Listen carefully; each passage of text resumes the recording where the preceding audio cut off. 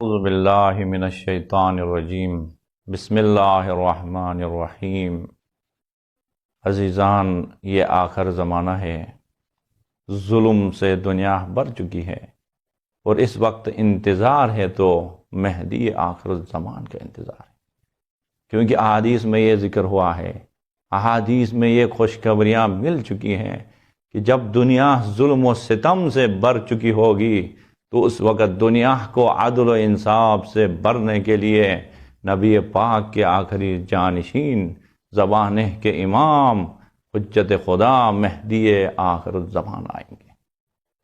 اب بہت سارے جوانوں کے اذہان میں یہ سوال پیدا ہوتا ہے کہ کفر نے اتنا ترقی کیا ہے، ٹیکنالوجی کفر کے پاس ہے، اسلحہ کفر کے پاس ہے، آیا امام آئیں گے تو معجزے سے لڑیں گے یا عام عادی صورتحال کے ساتھ مقابلہ کریں گے؟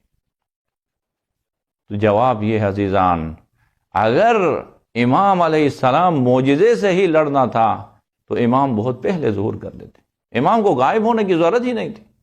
کیوں؟ امام کے پاس طاقت ہے، وہ تمام طاقتیں جو خداوند عالم نے امام علیہ السلام کو دی ہیں ان کے ذریعے سے آج ہی کفر کو مٹا سکتا ہے، آج ہی دنیا سے ظلم و ستم کو ختم کر سکتا ہے۔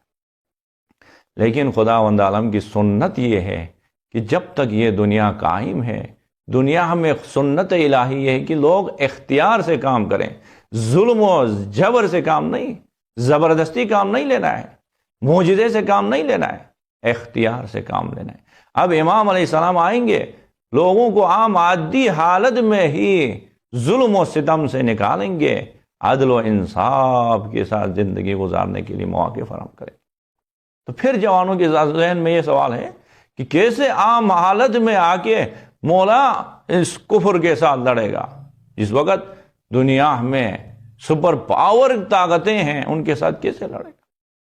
تو اس سے جواب یہ ہے عزیزان، امام علیہ السلام جب آئیں گے نا، احادیث میں ہے، آج تک دنیا میں جنہوں نے سائنس کے ذریعے سے ترقی کی ہے، دنیا میں آج علم عروج پہ ہے، ٹیکنالوجی عروج پہ ہے، یہ سب کچھ حدیث میں ہے۔ علم کے 27 حروف ہیں، ان میں سے 2 حروف کا علم آج دنیا میں، 2 حروف کا علم سے آج دنیا نے اتنی ترقی کی ہے۔ جب امام زمان علیہ السلام آئیں گے تو 25 حروف کا علم لے کے آئیں گے۔ اس وقت لوگوں کے عقول کامل ہوں گے، ہر بندہ کامل عقل کے ساتھ سوچے گا، ہر بندے کے پاس طاقت و توانائی آئے گی۔ یہی عادی صورت میں ہی، معجزے کے بغیر ہی، امام کے وجود کے برکت سے، امام علیہ السلام کی حکومت کی برکت سے لوگوں کے اندر طاقت و توانائی آئے گی، سوچنے اور سمجھنے کی طاقت آئے گی۔ تو جب طاقت آئے گی تو وہ حق اور باطل کو سمجھیں گے، اور حق اور باطل کو سمجھنے کے بعد پھر حق کے ساتھ دینے میں کوئی ان کے پاس مجبوری نہیں ہوگی۔ اب دیکھیں، یہی ایک سوال تھا جب جنگ جہانی دوم میں کہہ رہے ہیں کہ اسرائیل اس وقت سپر پاور جو دنیا کی حکومت تھی، روس کے فوجی قافلہ جا رہا تھا، ٹرینگ اس پہ ہر قسم کے جنگی اسلحے سے لیس فوجی قافلہ آگے بڑھ رہا تھا۔ اس وقت ہمارے ایک عارف ہیں، خدا رحمت کرے ان پہ اوپر، ابو الحسن نوخودکی، وہ اور ان کے شاگرد بیٹھے تھے۔ جب شاگرد کے ذہن میں یہ سوال پیدا ہوا کہ اس عالم میں اتنے سارا اسلحے سے لیس اتنے بڑا فوجی لشکر جا رہا ہے آگے، اور ہم انتظار میں ہیں مولا واقع امام زمان علیہ السلام کی۔ جب امام زمان علیہ السلام آئیں گے تو اے شیعہ دنیا میں بہت کم ہے، ان کے پاس کوئی طاقت نہیں، ان شیعوں کے ذریعے سے امام علیہ السلام اس سپر پاور حکومت کے ساتھ لڑیں گے۔ یہ سوچ رہا تھا، ابو الحسن اصفہانی نوخودکی سے سوال پوچھا، ایسا ممکن ہے کیا امام ان شیعوں کے ذریعے سے جو تعداد کے لحاظ سے بہت کم اور اسلحہ ان کے پاس کچھ نہیں، ان کے ذریعے سے مولا دنیا میں عدل و انصاف قائم کریں گے، دنیا میں اپنی حکومت قائم کریں گے؟ جب یہ کہنا تھا، مولا نے کہا، ابو الحسن اصفہانی نوخودکی نے کہا کہ آپ پریشان مت ہو جائیں، امام کے پاس وہ طاقت ہے جس کو ہم نہیں سمجھ سکتے ہیں۔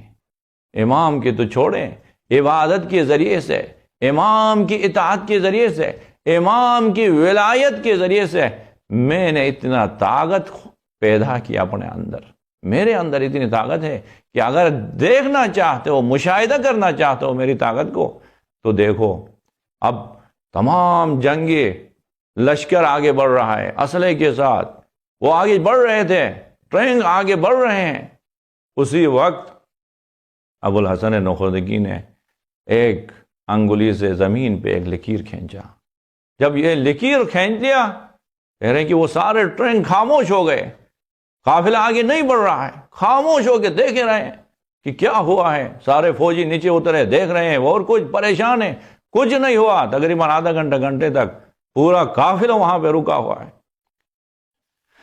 پھر ابو الحسن نوخوتگی نے اسی لکیر کو پاک کیا، صاف کیا، تو پھر فوراً وہ اپنے اپنے ٹرین پہ سوار ہو گئے، اپنے اپنے گاڑیوں پہ سوار ہو گئے، پھر قافلہ واپس آگے رواں ہوا۔ ابو الحسن نوخوتگی نے اپنے شاگرد سے کہا، دیکھو عبادت کی طاقت یہ ہے، زمانے کی امام کی اطاعت کی طاقت یہ ہے، زمانے کی امام حجت خدا کی ولایت پہ ایمان رکھنے کی یہ طاقت ہے۔ یہ میرے اندر اتنی طاقت ہے، تو زمانے کے امام آئیں گے تو ان کے اوپر کتنی طاقت، ان کے اندر کتنی طاقت ہوگی، ان کے شیعوں میں کتنی طاقت ہوگی۔ اور امام کے جو کمانڈرز ہیں 313، وہ کوئی معمولی نہیں ہے، ان کے اوپر ان کے اندر کتنی طاقت ہو۔ پھر وہ شاگرد کہہ رہا ہے کہ واقعاً مجھے یقین آیا کہ امام علیہ السلام جب آئیں گے تو یہ ظلم و جبر سے بھر چکی دنیا مولا آ کے عدل و انصاف سے بھر دیں گے۔ پروردگار عالم کی درگاہ میں دعا گو کہ خداوند عالم ہم سب کو اپنے مولا واقع امام زمان علیہ السلام کے حقیقی منتظر بننے کی توفیق نصیب فرمائے۔